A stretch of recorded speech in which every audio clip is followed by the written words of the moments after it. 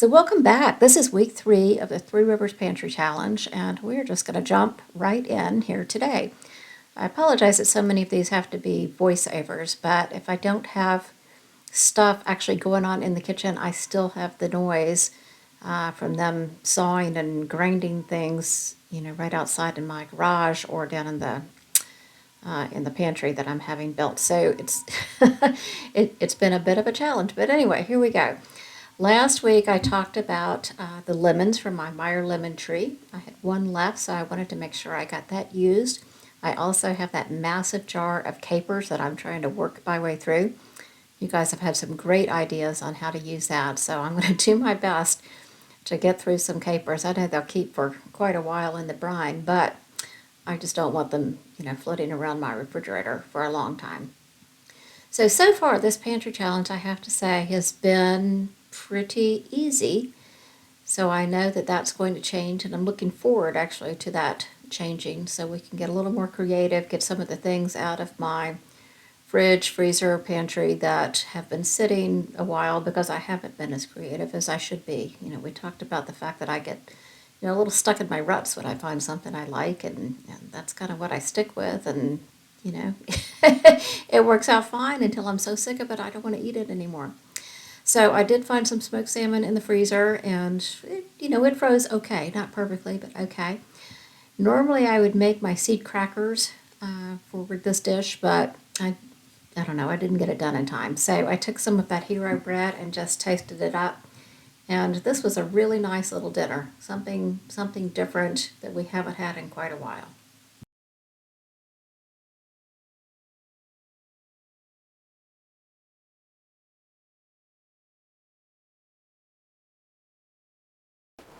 All right, we are outside because we're going on a field trip today. Now, I don't do this with you very often because I'm not very good at holding the camera steady, but I'm going to do the best I can to not make you sick today. So we are going grocery shopping, but not to the grocery store, of course. As many of you know, my canning pantry is down in the crawl space, which I cannot get to from inside my house. So we're expecting snow on Monday, snow on Thursday, and I don't think we have any temperatures above freezing until sometime, maybe even the following week. So I'm going to show you what I have to do to get to the crawl space and why I'm going to do my best to gather up what I'm most likely to need now. So the past week, as you know, we have all the kitchen stuff going on. People are in and out. I don't know if they're going to be here at breakfast time, at lunchtime. Sometimes they're still here at dinner time. So cooking has been a little sporadic. We've been going through all of the jarred food that I keep in the upstairs pantry. I try to keep, I don't know, maybe my top 12 things that I reach for all the time. So we've gone through that, so I need to replenish that. I've got a couple of ideas of things I want to make this week. I'm craving some kale, so I may grab some kale out of the garden. And oh yes, so this is my last week as well with, unless the weather screws everything up and pushes it back a week, but it probably my last week with ovens and a microwave for at least a couple of weeks after that, because those have to come out in order for them to paint the cabinets. And I won't be getting my new ones in for, I don't know, sometime in February. So anyway, I'm trying to get all the things done that I like to do in the oven. So I'll be doing some baking this week. I'll be, I don't know, I may make some enchiladas or some kind of a bake. So one of you mentioned a spaghetti bake the other day. I do have a spaghetti squash, so maybe I'll try that. Maybe some lasagna, maybe pizza. I don't know what we're going to do this week, but I am going to try to get everything that we like that I normally cook in the oven. I'm going to try to get that out of our system this week, right? So we don't crave it once we have no oven to work with. So, and then the other thing, I had the new faucet put in this past week. And when we moved to Tennessee, I'm in the country, but I'm in a little suburban pocket in the country. And for some reason, it just didn't occur to me that the water would be worse here than it is or than it was in Atlanta. So in Atlanta, we didn't have all the crud build up on the shower head. I didn't get it on my jars. We've talked about this. I didn't grow up in my canning life, using vinegar in my water bath canner or pressure canner. But anyway, I do have to do that here. Sorry. I have all the sawdust in my house, and so between the dust and now I'm standing out in the cold, my eye is leaking. I was going to say something. Oh, so anyway, so we've had a reverse osmosis under the sink filter. You know, unfortunately, that only helps us with drinking water, which is, of course, hugely important. I use that for drinking and cooking, but you know, shower water is bad, and I'm constantly descaling everything. So along with this remodel, when I changed faucets to move to the color I wanted, my kitchen pools and, you know, all the girl stuff that I wanted, I lost the ability to use an under-the-counter reverse osmosis filter with the main faucet. I'd have to have another hole drilled, and anyway, David and I have been talking for a long time about getting a whole house filter so that, you know, we're not bathing in all those chemicals. And anyway, we are finally doing that. It won't be installed until the end of this month, but my faucet has already been changed out, which means I no longer have reverse osmosis water or any kind of clean drinking water in the house. So David had bought some plastic bottles, and I'm like, you know, this is ridiculous. I have a Berkey downstairs. I have one in case of emergency, and I haven't put it together yet. So we're going to do that, and I'm just going to get with the program here. So I don't know. I don't need to be drinking water out of plastic bottles if I have a Berkey, and should learn how to use it in the first place. So we're going to find that today. That's downstairs, and gather up all the goodies. I have some, I'll show you what I'm growing downstairs. I have a little bit of greens growing down there, and maybe grab some kale. And I do have two, it's hard to even call them heads of cauliflower. They're so tiny, maybe florets of cauliflower that are they've probably already been frozen and are no good. But, you know, really, they just haven't been big enough to worry about. The first freeze caught me by surprise. So they may be gone, but we'll take a look at those today. So now, all that to say, the reason I need to do this now before it snows tomorrow is, let me show you.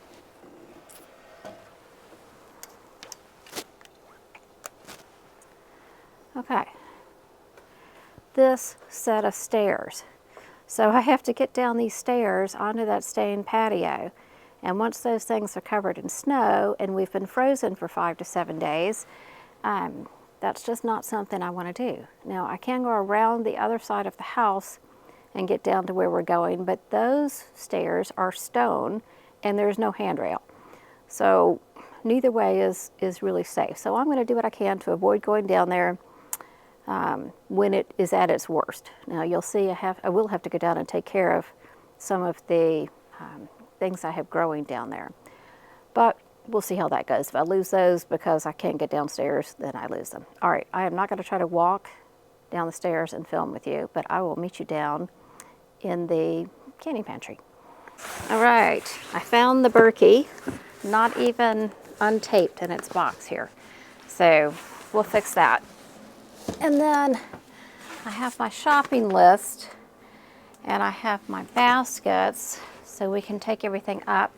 I wanted to show you, it is 28 degrees outside right now. And in my canning pantry, I don't know if you'll be able to see this, it is 64 degrees Fahrenheit and humidity is 44 degrees. So it stays pretty darn temperate down here, and it really doesn't have a wide swing. I mean, we can be -3 outside, like, what was that, last Christmas, I think?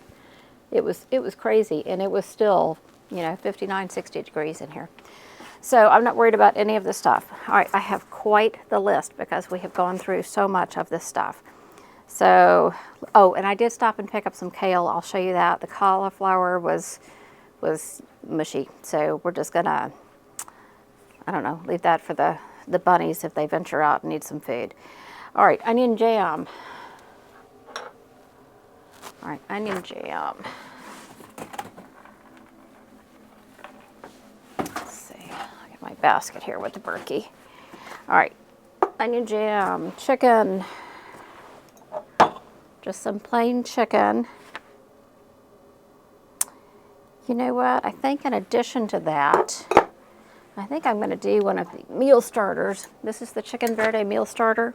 It's delicious. I'm kind of thinking one of the things I'll bake is like an enchilada bake or burrito bake or I don't know, something. So we'll take that and try to figure out something with that. And beef, let's see. Okay. See if I can get an oldest beef. There's one from 2020. I need a mayo. Let me grab a mayo.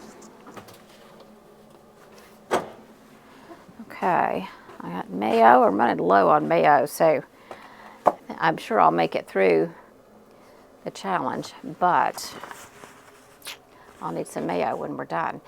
Okay, chutney. I have no chutneys upstairs right now. So I think I'll get a pear chutney. Let's see. Apple cranberry chutney sounds good. And something kind of spicy. Apricot. What is that? Mango. I think I'll just go with the apricot chutney.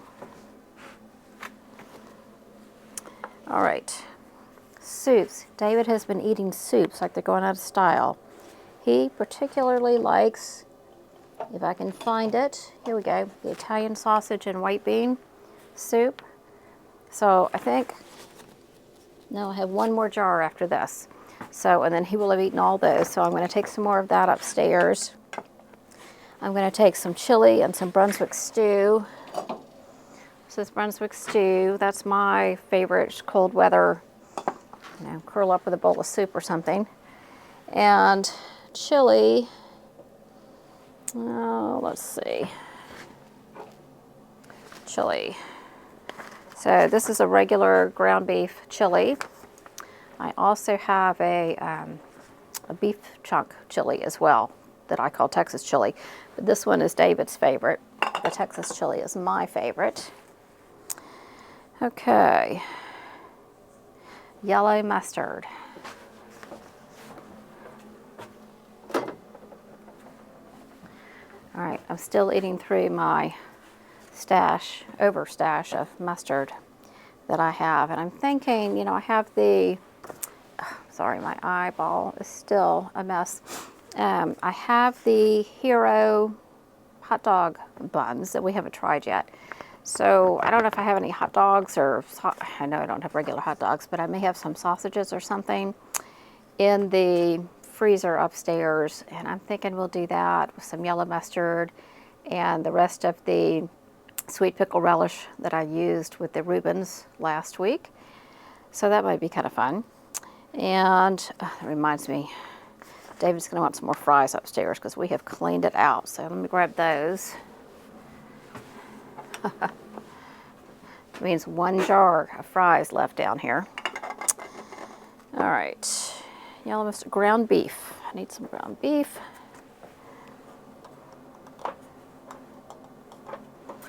I may not have any older than 2022. Let's see. Nope, we are on to 2022 with the ground beef, so that's good to know. I need a second box here. A couple of onions, I'm going to grab those.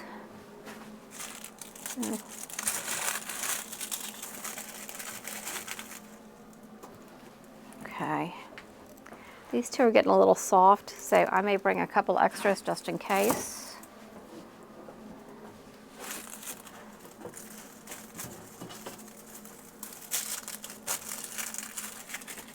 Okay. All right, we got onions, fries, oh, tomato stuff. Okay, in case we do a spaghetti bake or lasagna, maybe, I don't know. All right, so crushed tomatoes. Okay, so we'll just take some crushed tomatoes from 2022. I wonder if I should take 2 of those because I don't have any upstairs. Let's take 2 of those. And tomato sauce or pasta sauce. Okay. I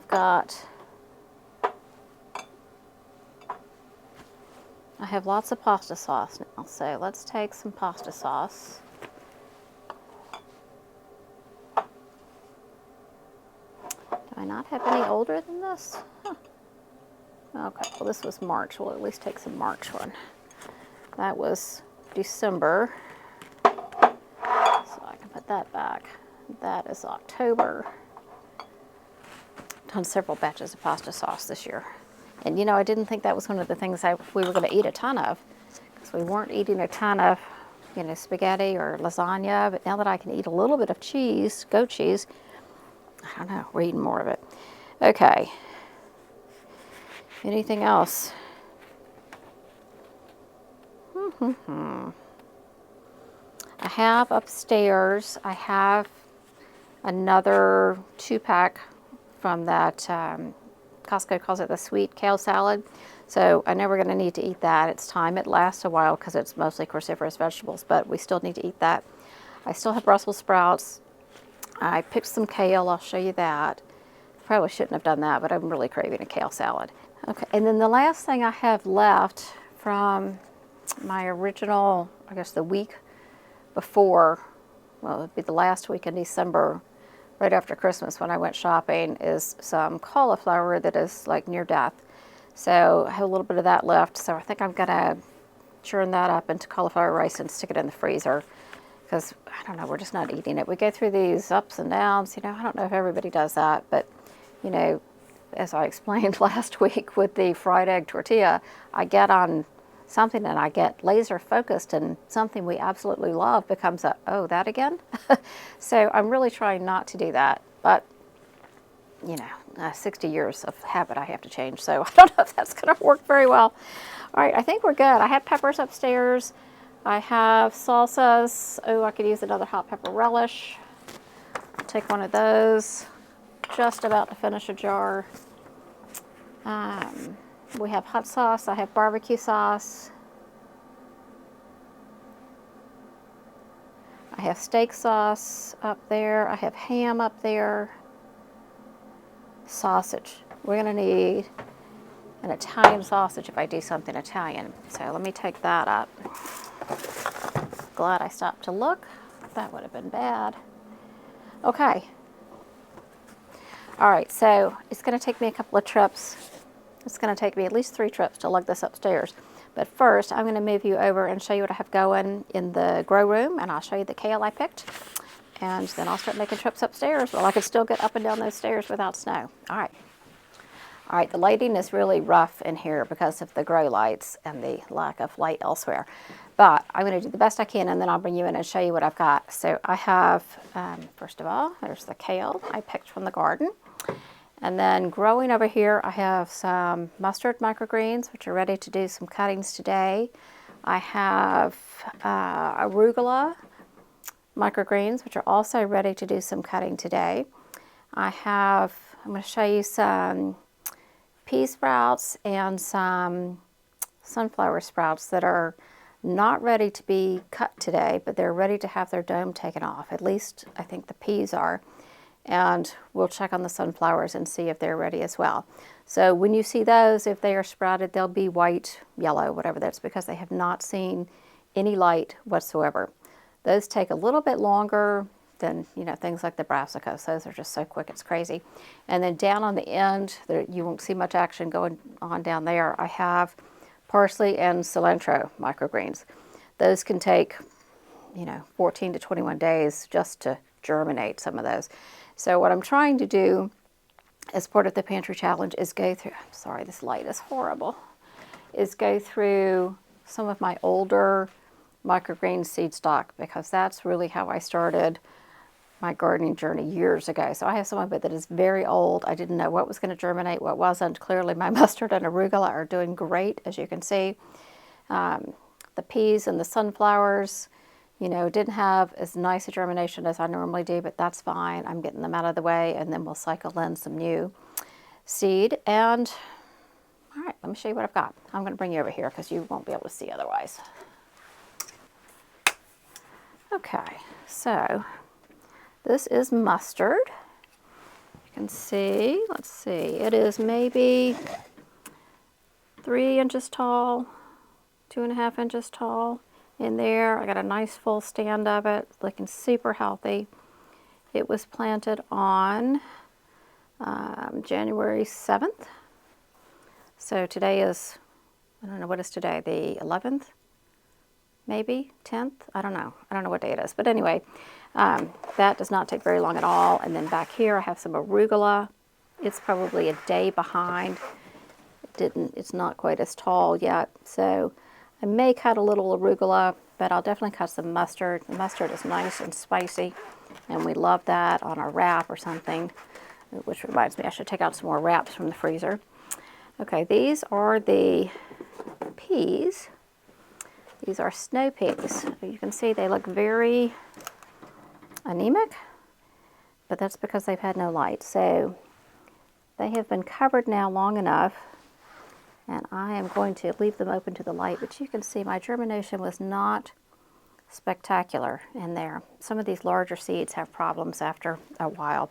I think these seeds were from 2021, maybe. So, and then my sunflower seeds, oh, look at that. They're doing okay. All right. I think we'll uncover those as well. So again, they look funny. They will be bright green by tomorrow. If I can get down here maybe before the snow starts, I'll come down and take a picture, give these guys one last water and a little spritz. So those are not ready for me to do anything with. I would take them upstairs, but I no longer have a setup upstairs. I've moved everything down here. So if I can get to them this week and keep them going, that's great. If not, at least I've done a seed viability test. All right, over here we have cilantro. So that was planted on the 6th, and you can see not only is germination not great, they are super slow getting up. I mean, just super slow. So I'm going to leave those domed so that maybe we can get some more germinating.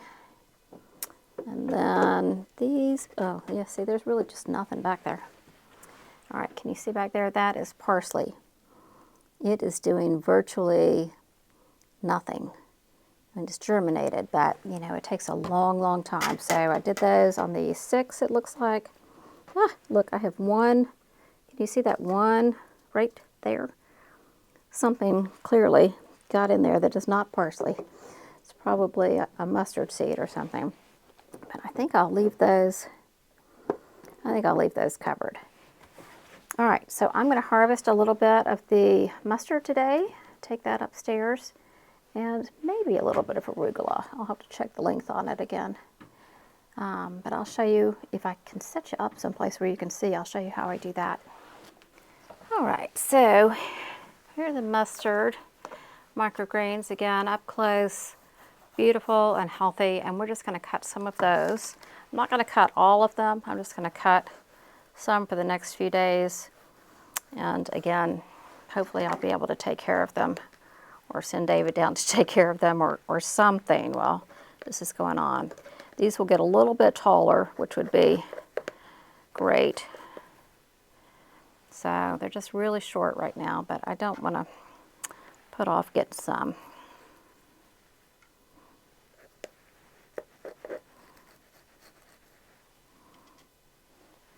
So when you cut off, these first little leaves are called the cotyledons. When you cut those off, it won't grow back. A lot of people think it grows back, but what really happens is that you let air and light and leave excess water for all the little ones who've not come up yet. So there will be some, what looks like regrowth, but it's just going to be additional growth in there of new ones. New growth, I guess I should say.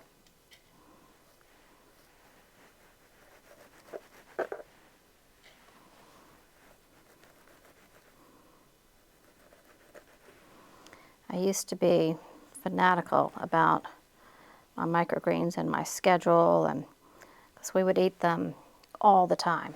Every salad was doused in them. I had them. One of my favorite breakfasts back in the day was hard-boiled eggs with a little extra virgin olive oil, some balsamic vinegar, and some sunflower microgreens. I don't know why, but to me that was just a marvelous combination. So if I get lucky enough to get some sunflower microgreens and have enough eggs to boil, I'll do that for you. Let's see if I still like it. All right, I think that's enough to get us through the next few days. I also have some sprouts upstairs that will be ready,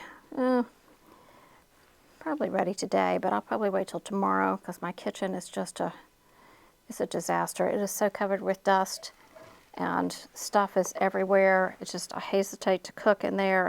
I'm certainly not going to can when there's dust everywhere. Okay, so there's my little, you can't see it very well. That's my little mustard microgreen harvest. That'll be awesome on a salad. All right, so I'm going to put this back on the table here, give everything a water, and then work on getting all my groceries upstairs. All right, I'll see you next time I'm in the kitchen. All right, so I just ran back down. I wanted to get some parsley because I've been craving like a chimichurri sauce. Of course, then I cut the parsley and I thought, well, it's too cold for David to grill steak for us. So I don't know. We'll see how that goes. And I needed some more olive oil. So I think that's going to take care of me until I can get back down here. I don't know. We'll see. I did go ahead and take the covers off the parsley and the cilantro, not because they're technically ready to come off, but because if I can't get down here for a while, it's going to get moldy under there because it stays humid. So we're just going to hope for the best, and now I'm headed up. All right, we're back in the warm kitchen. So I have gotten my produce washed and put away in the fridge. My groceries are sitting here. I have yet to put those away. I wanted to show you a couple quick things. For one, this is what we're having for dinner from the freezer. This is a chicken Meatza. So I have 2 of those in there. I'll show you more about that later. I should make that on camera one day. It's really good. It's from one of my favorite cookbook authors, Christina Kerp. And we're going to have some of these roasted tomatoes on it and some pesto from 2022. Hooray! So I'm going to get those in a bowl of water, just let them defrost here in a minute. And then I mentioned downstairs that I have some sprouts going up here. This is radish sprouts. I always think these are just so gorgeous. So after I leave you, we're going to deal with the Berkey. And these are broccoli sprouts. So after we finish with the Berkey and I leave you, I'm going to get these washed up and into the fridge as well. And I think we'll have a salad to go along with our pizza of sprouts and microgreens. So that's very exciting to me.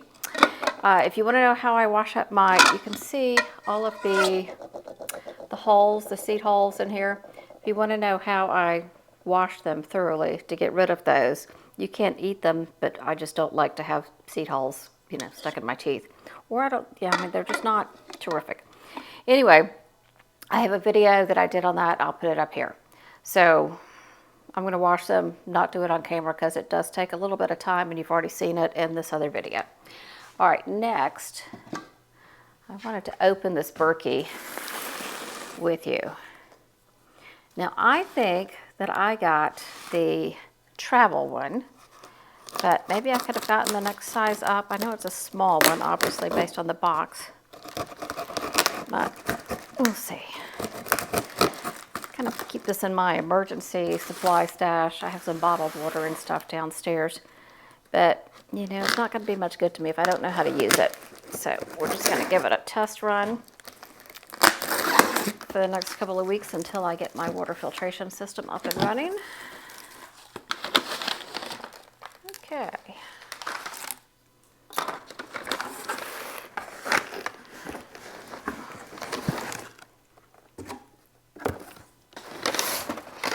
All right, that's that.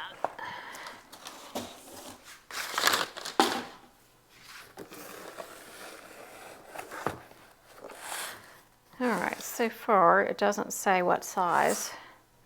2 1/4 gallons, 2.25 gallons. So I don't know if that's their travel size or not. I think it is.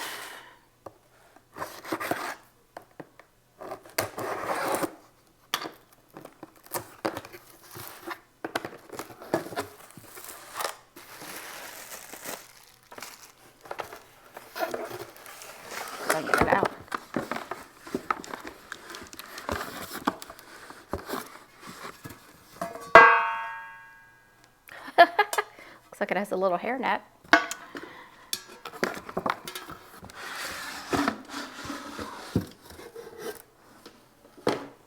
All right. Now when I ordered this, it was 2021 and they didn't have one of their filters. So I don't know exactly what I got.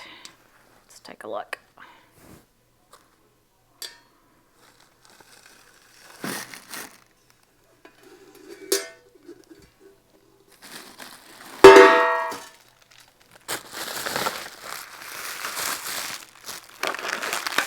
Oh my.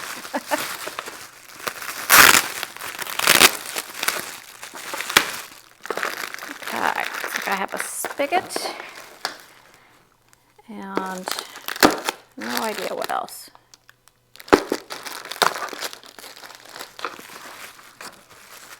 Right, I'm probably going to speed this part up so I don't bore you to tears, but you can watch me try to follow directions here. So this whole process of putting together the Berkey was reasonably straightforward. You know, the physical part, putting it together, was just easy as can be.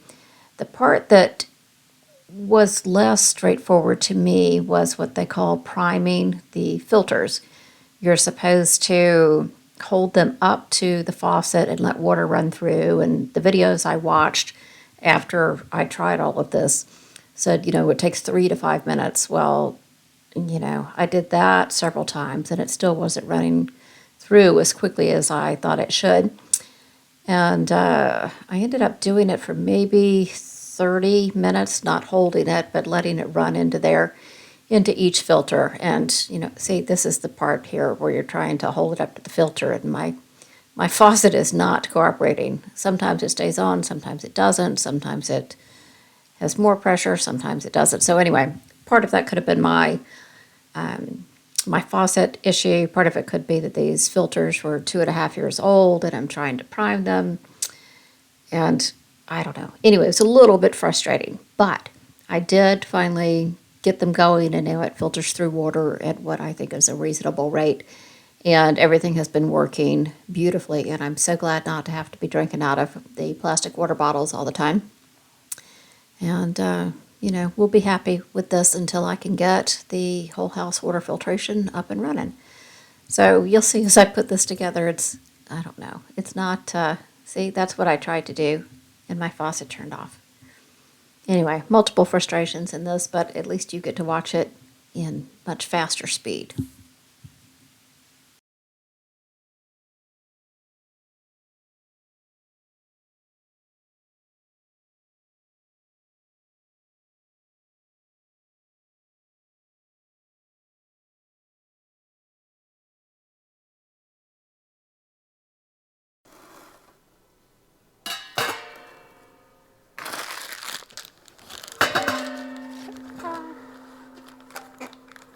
All right, I'm going to fill this thing up with some water. I think we're supposed to let it run through a couple of runs before we drink it. We're going to give it a shot. All right, I have the oven heating up. I don't know if you can see these. Those are broccoli microgreens all cleaned up. Just letting them air dry for a bit. And here are the radish microgreens. So we'll make sprouts. Make a great salad with that. I've got everything defrosting. The Roma tomatoes take no time at all to defrost.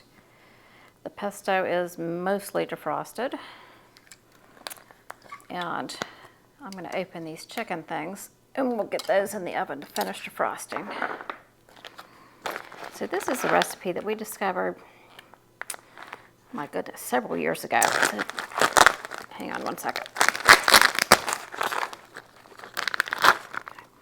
It's in Christina Kurp's, I think it's in her first book. If I can find it online, I'll link it down below. Her cookbook is called Made Whole, and we have found so many recipes we love in there. All right, so I made these back in September, and I had extra chicken. Remember, I was trying to get stuff out of the freezer once again, and I just made a couple of extra batches. So I have this batch, and then I have one more in the freezer as well.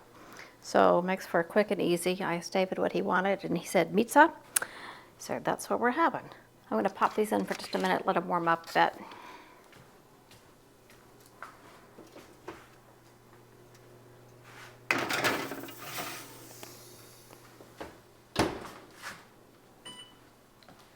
All right, I'm going to let those go at 400, and I'm going to take a couple of minutes to put together a salad of some sort.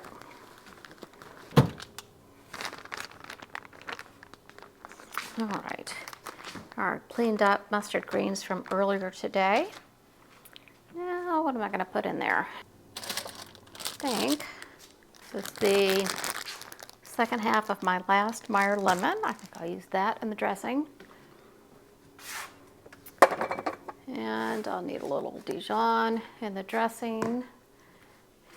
All right, some olive oil. Have some balsamic that needs to be opened.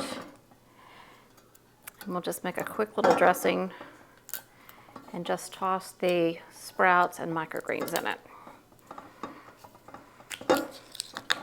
So the video on the sprouts, it's an old one. I think I did it 2022, I can't remember. Anyway, so, but it's good. I mean, good in that it covers everything you need on how to buy your seeds and grow them and then clean them. So go take a look at that if you haven't seen it already. Okay, the Berkey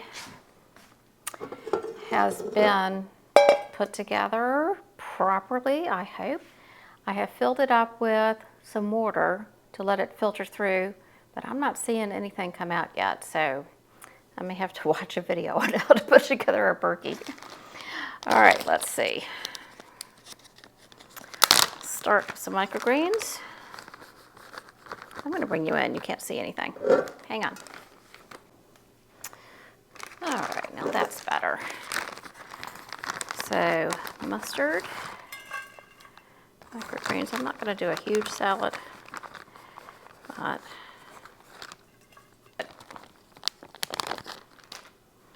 and then let's put some broccoli sprouts in here. And I think I'm actually going to skip the mustard and the lemon juice and just do the balsamic and EVOO. Tons of nutrition in these little guys, so much more than the full-size plants. If you watch that video on the sprouts, you'll hear a bit about radish sprouts as well. Okay, oh my goodness, that looks beautiful. Okay, pretty little salad. So I'll dress that once I get the pizza out of the oven. Right now I'm going to grab it and put the toppings on. Let's set this aside.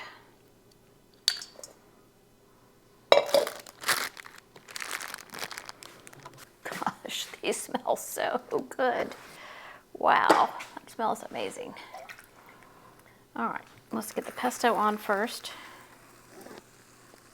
I have to remember this pan is hot. There we go, that's much easier.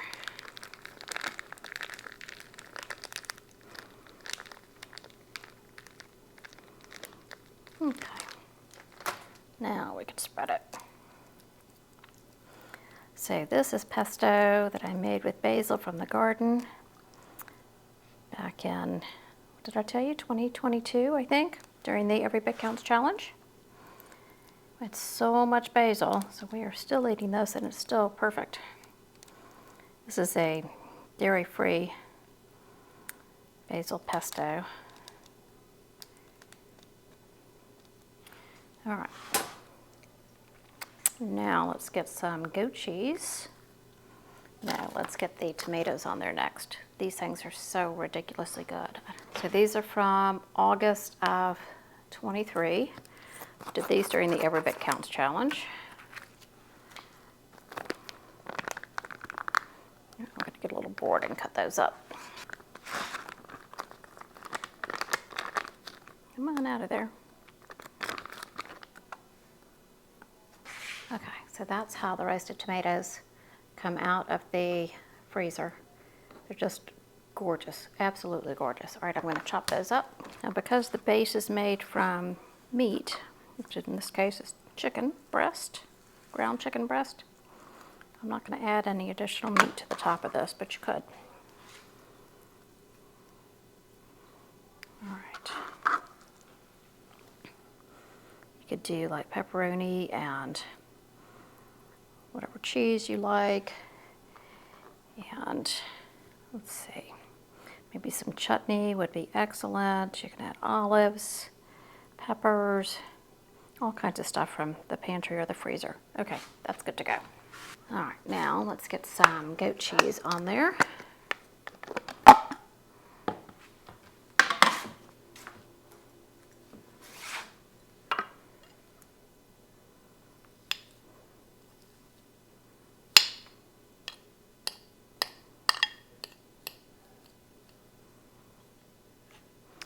All right, I'm just going to put some clumps here and there.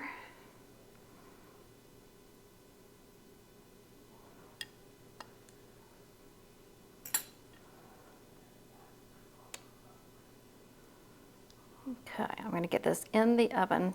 Probably won't take, but I don't know, 6 or 7 minutes. Everything is cooked that needs to be cooked. So I'm just going to heat it up, melt the cheese. Yum, we'll be good. All right, pizza's almost ready, so I'm going to go ahead and dress my little salad. I decided to go with white balsamic, so I don't blur all the beautiful colors in this.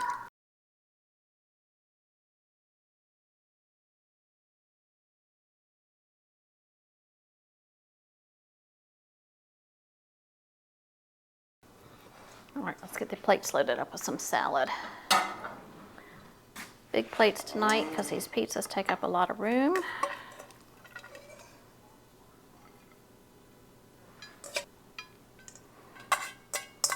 Okay, a little bundle of health there. Even though I made a mess. Okay, a Meatza. It's a chicken Meatza with roasted tomatoes, goat cheese, and pesto from the garden. So I'm going to give David the big one here.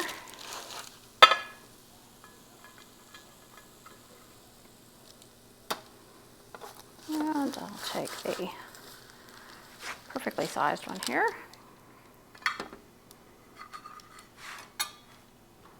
Okay, that is our dinner tonight. I am so excited about that. All right, we're going to go eat, and I will see you tomorrow. So my intention this night was to do a spaghetti bake because I had a spaghetti squash. I wanted to use that. But when I cut into that, I don't know how it was yellow on the outside because it was clearly never ripe. It was kind of a strange green color on the inside. So we went to plan B and decided to go with lasagna. Now I've made that for you before, so I'm not going to go step by step. This is one thing to note here. This Kite Hill ricotta cheese, this is almond ricotta cheese. I found this in the garage refrigerator, which, is kind of my downfall. I put things in there because if I don't, they get eaten before I'm ready to use them. And then I forget about them. So this actually expired. I'll have to look at that date again, but I think it was like 12/28, 12/23, something like that. But it was absolutely fine. So if you saw when I made this last time, I'll try to link that one up above. I made some keto noodles. And I won't bore you with watch me make those again, but if you are keto and you want to see me make them, I'll put a link to that up above because I think they work out really, really well in this. There they are. So I used several jars from the pantry. I went with that Italian sausage we got, a jar of the crushed tomatoes, and a jar of the pasta sauce. Heated that up a bit. I mixed some eggs into that ricotta, a little Italian seasoning, salt and pepper. And now I'm just going to layer it like any other lasagna. This is really one of David's favorite meals. He absolutely loves this dish, and I have to say it's particularly good. We haven't had it in so long, because of the dairy and the keto issue, but finding this way around everything has just been a real blessing for us now. With my track record, it'll be one of those things that we've had so often at some point that we're going to be sick of it. But for right now, we really enjoy it. So I did have some goat's milk mozzarella from sprouts. I don't know, it's been in the fridge for a while since that last December trip, I guess. And so I'm just going to grate up some of that and stick it in the oven. And I'm going to make a little salad while we're waiting. And this was, I don't know, this is just a great meal. So we were both really happy with this. I wish it could have been a spaghetti bake because, quite frankly, I've never done one of those. And I did want to use up that spaghetti squash, but it wasn't. So here you're going to see my little impatient helper come along. He is really, really ready to get his food. It's all I could do to have him let this sit and set up for a bit. So there he is.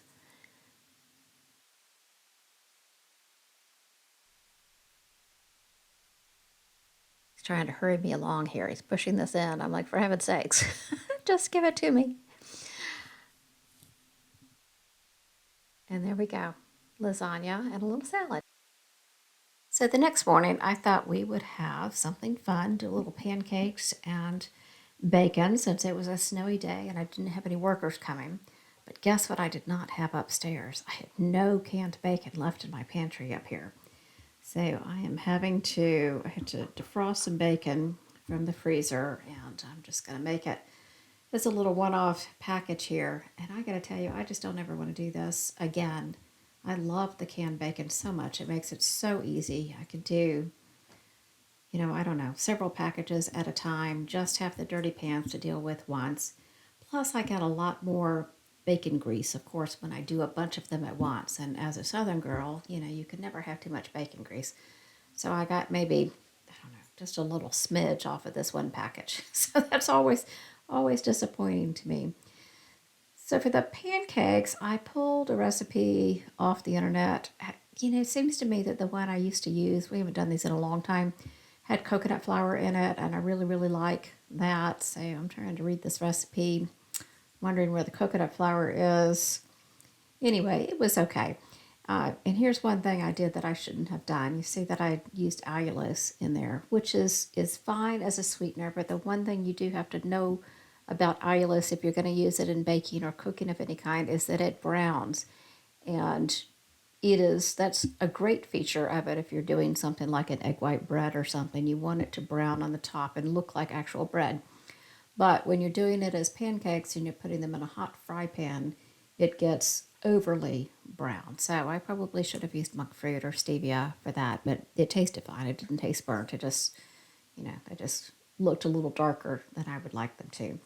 So this was fine. David was very, very happy to have pancakes and bacon. He didn't care what color the pancakes were.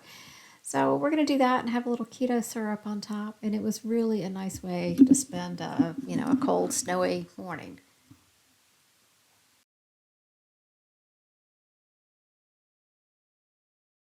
Okay, we're back in the kitchen because nobody showed up today because of the snow again. So that's okay because I have a lot of baking to do today. I think I mentioned earlier in the video that I lose my ovens and my microwave, but my ovens next week, assuming everything doesn't get pushed off because of the snow. So I want to get a bunch of baking done. Some of it I've done before for you, so you don't have to sit through that again. So I am going to do off-camera almond crackers, possibly some of the almond muffins and some flax muffins. If I turn those into gingerbread, I'll let you know. But I am going to do for you on camera some chocolate chip cookies. These are keto chocolate chip cookies that we love, and I'm having a heck of a craving for them. So I'm going to do a double batch on those. One of the batches I'm going to turn into chocolate chip cookies, and we'll see how that goes. I went downstairs this morning. You saw that we had pancakes and bacon for breakfast. Well, I just don't want to make bacon on demand anymore. It was a pain. It was a big mess. I've got a big old pan to clean up now. I got this much bacon grease. So, I don't know. I'm going to can every last bit of bacon I have left in my freezer as soon as I can get my kitchen to a point where I feel like it is clean enough to can in. So I did make it today. Don't want to do that anymore. So downstairs I picked up a jar of bacon. I picked up, what else did I get? Okay, let's see here. All right, I got a jar of bacon. I got some more, basically tomato sauce. I call it trifecta sauce. It's tomato, onion and garlic, And then I got some roasted tomatoes and onions and garlic. I got some more of the maple syrup that we prefer. I switched over to this one from the one you saw me use today, but I didn't have any more of this upstairs in the pantry. So I had one left downstairs, so I brought it up. And I am almost out of avocado oil up here, so I brought that up. I also took some pictures down there. I didn't take the camera down because I didn't want to slide down the stairs with the camera and, you know, everything else. So I did take my phone. I took some pictures of the microgreens. My arugula did not fare well, not being watered for a couple of days. So we'll see if that comes back. Everything else was okay. The mustard was good. I did cut some sunflower seeds or sunflower sprouts and some pea shoots. So I have a little more mustard, and then of course I still have some sprouts left. So we should have a fun little salad tonight with our leftover lasagna. And that's it. Other than cookies, I don't think we're going to eat anything else today. So that's it. I'm going to make these now, and I'll post this, and if I make anything else I haven't shown you, I'll post that as well. All right, so this is, it's called Chewy Chocolate Chip Cookies. I'll post a link to it. It is Christina Kerp. Let's see. I don't think she put this one in Made Whole, but she has it on her website, thecastawaykitchen.com. So I'll post that for you. And now I'm just going to bring you down here, and we're going to mix up some cookies so I can eat some cookies. Next, we're going to make one of my favorite keto chocolate chip cookies here. This one is another recipe by Christina Kerp. She has it posted on her Castaway Kitchen website, so I will link it down below. You see I started there with a flax egg, which is just 1 tablespoon of flax and 1 tablespoon of water. You mix that together and let it sit for 10 to 15 minutes. And then we have almond flour and baking soda and gelatin and a little monk fruit and the dry ingredients. And then you'll see I'm going to split this in two and make half of this chocolate chip cookies. So the regular version is the one that's just regular chocolate chip cookies. Now she uses these Baker's unsweetened 100% chocolate bars, and I don't think I've ever told y'all this before, but that is my version of a Hershey bar. I would much rather eat that than a sweet Hershey bar. So, I love it that it's kind of bittersweet. David likes those Lily's chips with the erythritol in them, so I'm not crazy about them, but I'm going to put some of those in there so he gets a sweetness, and then I'm also going to add some monk fruit. So then we do our wet ingredients. So we have that flax egg, we have some vanilla, some coconut milk, and then a little bit of melted coconut oil. And we're going to mix these all together, and then I'm going to scoop them out into dishes and squish them down with a little bit of the flake salt that I really enjoy. If you don't like flake salt, you do want to add a little bit of salt, I think, to the batter. I think chocolate, I think any kind of dessert really just kind of needs some salt to kind of bring out the sweetness and kind of match it, really. So one of the things I like best about this recipe, if you grew up in my house with my father, you would understand what a wonderful thing it is to eat raw cookie dough. He and I used to do that all the time. And I just loved it. Not really understanding at the time that, I don't know what was in those Toll House rolled cookie things. But anyway, since this one uses a flax egg rather than a regular egg, I like to sit there and have a couple spoons full of raw cookie dough, remembering my dad. So that's always a pleasure for me. So here we go. I'm going to get 2 pans, maybe a little bit extra, in, and we will bake these up. They don't take but like 15 minutes, and then they need to cool. They freeze perfectly. I had originally, when I started this, thought that I was going to be losing my ovens this coming week. I got a call this morning that is not going to happen because my new ovens will now not be in until March. So they're going to leave me with the old ones for an extra, 6 weeks or so. So one of those good news, bad news kind of things, but at least I will have these in the freezer, and we can enjoy them for the rest of the challenge. All right, here's one of each cookie. They turned out beautifully. I'll show you. I'm going to take some upstairs to David. Just break this for you. It's delicious. It's nice and chewy on the inside, crunchy on the outside. And this one is kind of cake-like on the inside. I guess that's the addition of the cocoa powder. Anyway, Delicious. We're gonna go eat some cookies. So this is just going to be a leftover night, but I did want to show you how pretty the microgreens. Those are sunflower microgreens right there. Some little pea shoots right there. They make just the prettiest salad.